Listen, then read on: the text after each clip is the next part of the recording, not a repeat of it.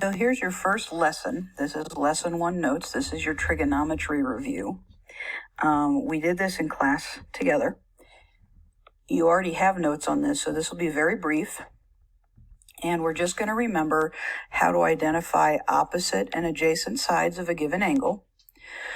We have to use the same calculator so we can all use the same buttons. In self-service, there is a specific calculator you should download, and it's called Calc Prime. If you do not have Calc Prime downloaded, I cannot help you with your own personal specific calculator. So please get Calc Prime if you don't already have it. Finally, we're going to create triangles based on sine and cosine ratios. So the first thing we want to do is we want to make ourselves a right triangle.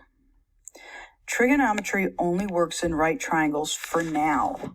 Soon, trigonometry will work with any triangle we want it to, but for right now, it's just a right triangle. Remember that we use fun little letters.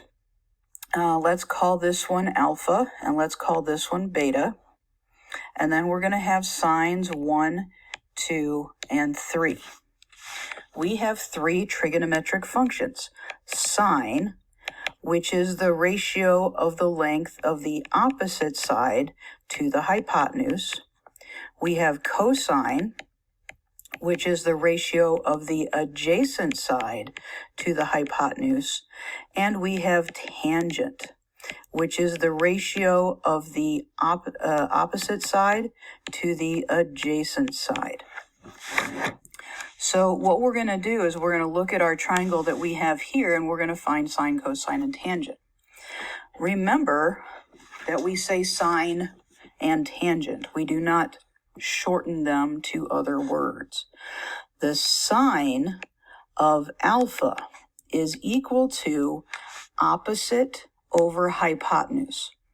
What is opposite from alpha? Well, opposite means furthest away. It means not touching. So opposite from alpha is going to be side 1, and the hypotenuse is always the hypotenuse, which will be side 3. The sine of beta, on the other hand, is going to be different. The sine of beta is what's opposite from beta. I'm going to use a different color so you can follow me. Opposite from beta is side 2.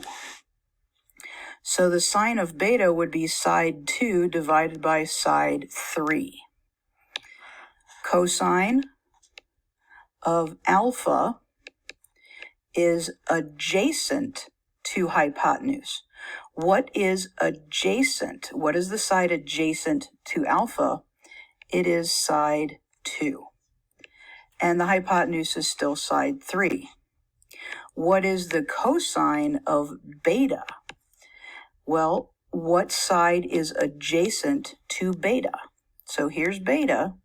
What's adjacent to beta? Side 1.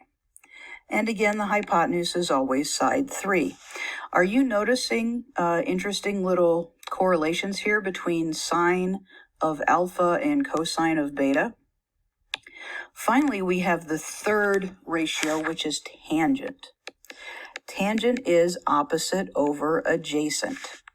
So the tangent, I'm going to squeeze alpha in there, the tangent of alpha is opposite over adjacent. Do you notice that tangent is based off of sine and cosine? It's the numerators from sine and cosine. The tangent of beta is going to work the same way. What is opposite from beta? What is adjacent to beta? And that will give me my final ratio, which is 2 to 1. Opposite, adjacent. Remember that opposite changes based on what angle you're looking from. Same with adjacent. Now, let's use our calculators to find some of these angles that we need. So again, we're going to all use the same calculator so you can see my steps and do the same steps. This is the calculator that's provided to you in self-service. So remember how we split screen, it just makes life fun.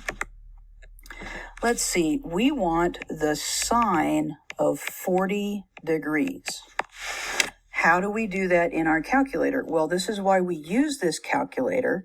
We're going to say sine 40 degrees. Oops. Okay, we're going to use the, Okay, so see this button right here that says degree radian? We need to make sure it says degree. So when you hit the sine button, it says sine D, which means degrees, and then 40. So the sine of 40 degrees is 0.643. We like going to 3 decimal places. Make your computer easier. Sorry about that. Let's do the cosine of 18 degrees. So cosine we got to clear this out. Cosine 18 degrees is 0.951. Now, let's see, does that make sense? Well, the cosine of 18 degrees is adjacent over hypotenuse. So if my angle is 18 degrees, that's going to be a very narrow angle, making the hypotenuse just a little bit longer than the adjacent side. So having a ratio of 0.951 makes sense. Finally, let's do tangent of 90 degrees. What is the tangent of 90 degrees? Come on, Miss Meyer. Uh-oh. That means it does not exist. The tangent of 90 degrees does not exist. So, you do a 0 with a line through it. Or you write does not exist. Let's try tangent of 0 degrees. Well, the tangent of 0 degrees is 0. So that does exist, but it is 0. Cool. Do you remember how we find angles from ratios? On our calculators at school, it said inverse sine. Look over at the calculator on the left side of the screen. There's 3 dots in the top left corner. If it says sine, cosine, tangent, you're finding the ratio. If it says a sine, a cosine, a tangent, then that means you're going to be finding the measure of the angle based on a ratio. So let's try some of those. Sine of what equals 0.25? In your calculator, make sure it says a sine. So you're going to do a sine, 0.25. And inverse sine of 0.25 is 14.478 degrees. What is the angle measure if the cosine ratio is 0.5? If the cosine ratio is 0.5, what is the cosine value? So we're going to hit a cos, which means inverse cosine 0.5, and guess what? It's 60 degrees. Cool. Let's do tangent. Tangent of what gives us a ratio of 1.675? Tangents can go over 1. Sine and cosine cannot, but tangent can. So again, a tan 1.675 does not exist. All right.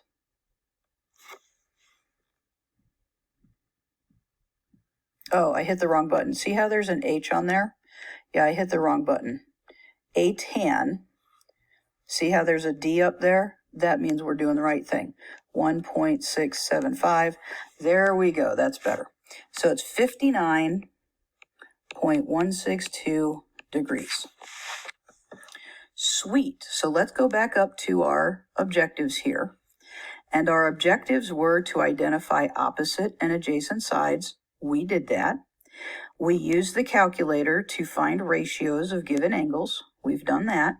So the last thing we need to do is create triangles based on sine and cosine ratios. So let's do this. Let's say the sine of some angle theta. Now remember, theta is a smiley face circle, is 3/5. And I tell you to create the triangle. Well, what you're going to do is you're going to make a right triangle, because we know all of these come from right triangles. And you need to put theta somewhere. So I'm going to put theta over here. Sine is opposite over hypotenuse. What is opposite from theta? 3. Where is the hypotenuse? 5. There you go. Now I can go further and ask, find the missing side. What theorem would you use to find the missing side of a right triangle? Pythagorean theorem, very good. A squared plus b squared equals c squared. Remember, c is always the hypotenuse. When you solve this out, you're going to find out that b is 4. Let's just do one more of those. Let's say the tangent of beta is 5/10.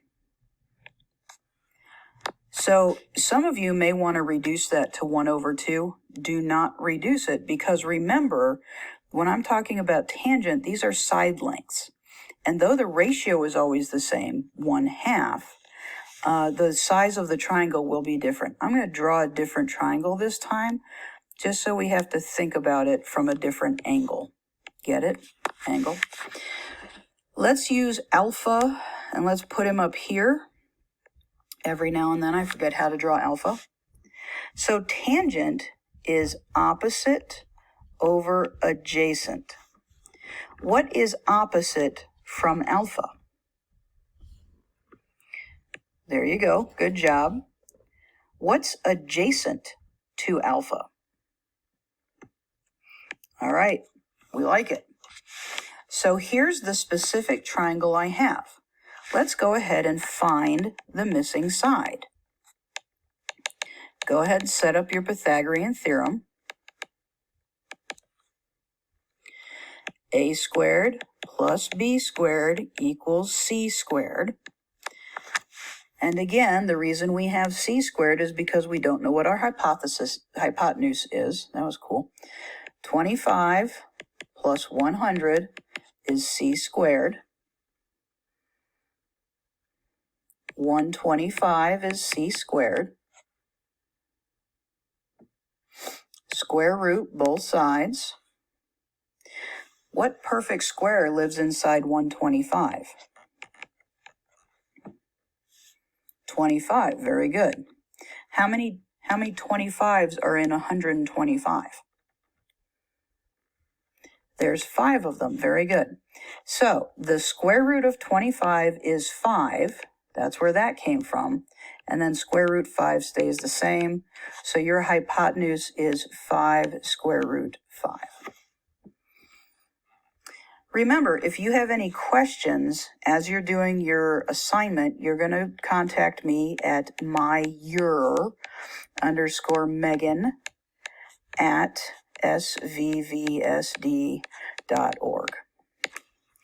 Go ahead and make sure you've copied down everything that's in the notes here and submit this to me in the Dropbox for notes. I'm just going to be looking to see that it is complete and that you have taken all the notes. I do not want to see a screenshot of my own notes. You must write